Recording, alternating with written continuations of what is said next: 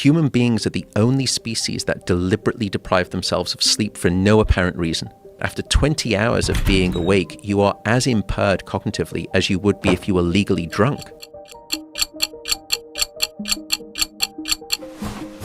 Insufficient sleep across the lifespan now seems to be one of the most significant lifestyle factors determining whether or not you'll develop Alzheimer's. Sir, I'm very sorry to tell you this, but alcohol and marijuana are actually very good at blocking your dream sleep, your rapid eye movement sleep.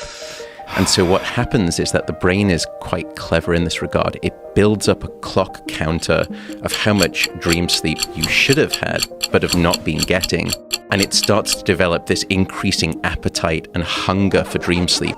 So that finally, when the alcohol actually gets out of your system, that's all of a sudden where you get what's called a REM sleep rebound effect, where you not only get the normal amount of REM sleep that you would normally have, you get that, plus the brain tries to get back some of that dream sleep that it's been losing.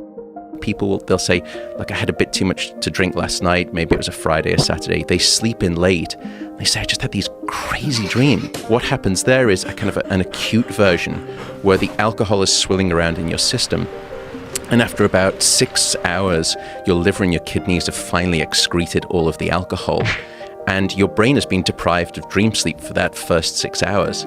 So then it feasts in the last couple of hours, and that's why you have these really bizarre dreams after you've been drinking a little bit too much. Marijuana seems to act in a physiologically very different way. It doesn't target the same receptors in the brain. So it's unclear whether the speed with which you fall asleep after having a session with marijuana is actually natural sleep. Let's assume it is.